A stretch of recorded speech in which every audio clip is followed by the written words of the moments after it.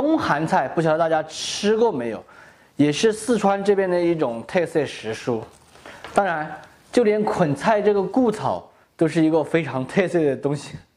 这种蔬菜一般只有冬天和初春才有，这也可能是我今年上半年最后一次吃冬寒菜了。今天呢，教大家一个冬寒菜双吃，就是2种做法。用剪刀先把下面这些老根还有黄叶全部剪掉。冬寒菜切好过后放入清水中清洗干净。这个咔咔里面害怕有泥巴，尽量多给它洗一下。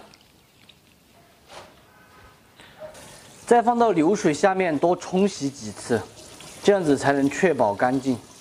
今天的第一种做法也是堪称最经典的做法，我们搭配一点腊肉，不需要多少，主要是取其腊肉的香味。先切成小壳块儿。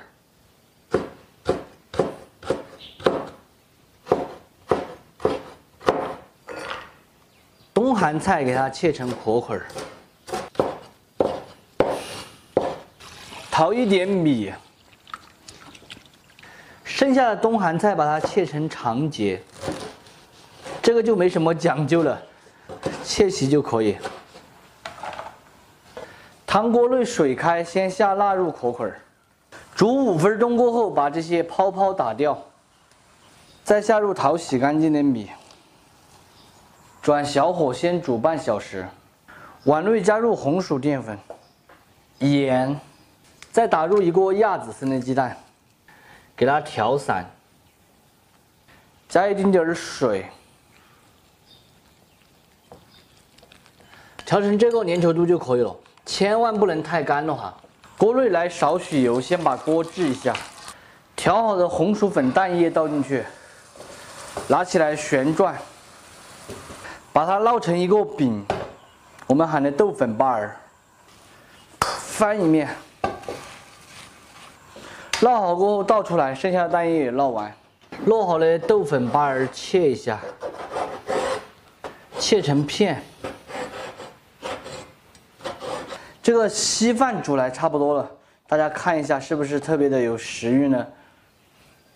我们把冬寒菜也放进去，调味1勺盐，一点点糖，谷氨酸钠，给它和转。这个冬寒菜稀饭没有菜都可以吃的，有盐有味的。加了腊肉来的话，这个味道真的是完全就不一样了。再用小火给它熬过3到4分钟。另起锅来一点纯正的菜籽油，5成油温来入一点干辣椒、干花椒和蒜壳块，炝香后下冬寒菜，大火快速翻炒匀净，再把苕皮也放进去。一起翻炒匀净，调一点毛毛盐、糖、鸡精、酱油少许。冬寒菜炒熟过后就可以关火出锅。这个菜用来下稀饭是肯定安逸的。这个稀饭也已经煮好了，大家看安不安逸嘛？很远很远就能闻到香味。非常好吃的冬寒菜2种做法就做好了，真子做出来有饭有菜，吃起来非常的过瘾，也非常的简单方便。这个稀饭加入了腊肉，更加的香。喜欢的朋友可以收藏着，有时间的时候试着搞一下。不喜欢的免费看完就3个。想想看我今天炒的好不好吃噻？肯定非常好吃，我刚刚偷偷的尝了一个。豆粉巴儿炒冬寒菜，好吃。大家看一下嘛，吃点蔬菜，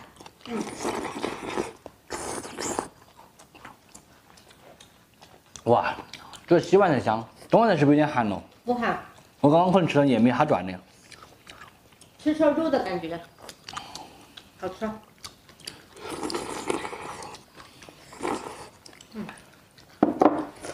好久都没有吃过稀饭了。对。有点稀饭吃，吃点蔬菜。这事多吃蔬菜。爸爸还特意为你煮了干饭，知道吗？害怕你不吃。爸爸跟你说，我经常吃稀饭，你猜为什么？为什么？因为我们学校1到星期5早上都吃稀饭。哦，那你喜欢吃稀饭吗？吃腻了。吃腻了啊！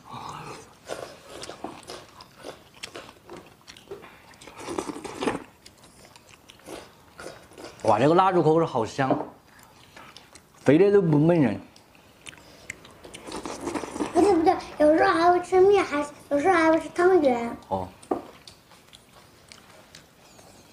春天就是新鲜土豆上市的季节，尤其是这种小土豆，它的口感真的是特别的好，价钱也非常的相应，1块5角钱一斤，大的2块。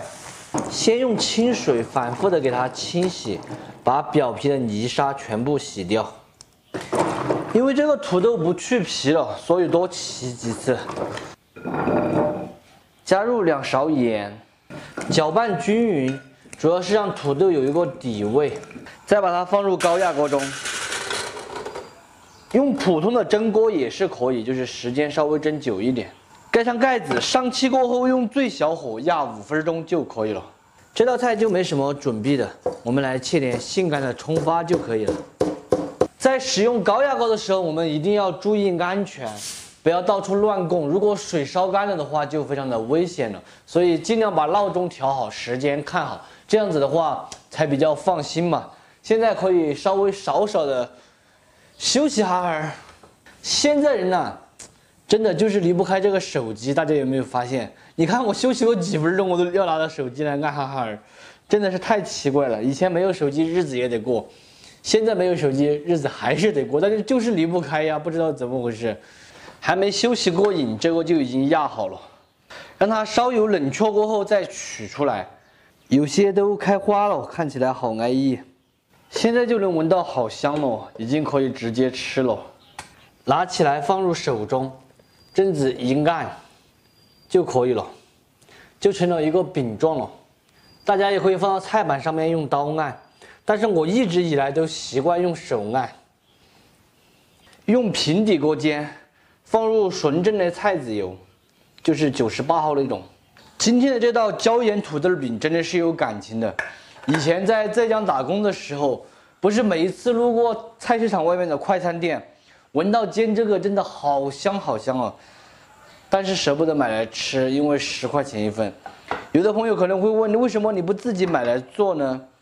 因为那时候上班每天好忙好累，下班之后就只想躺在床上，真的什么事都不想做，别说搞其他的东西了。很少放假，又没有周末，1个月30天就是30天班，除了那种法定假日放1天以外，所以说特别的喜欢吃。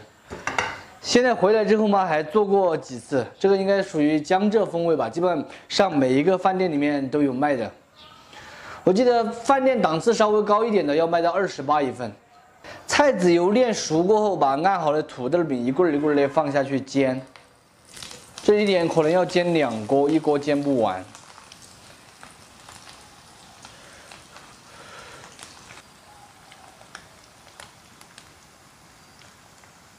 土豆一面煎至酥香金黄，给它翻一面，看起来真的好诱人。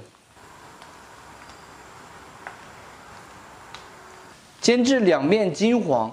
先夹出来控油，把剩下的土豆煎完就可以了。同样的方法，另起锅来一丁点油，下入1半的葱花，给它炝香，再下入煎好的土豆，看起来就安逸。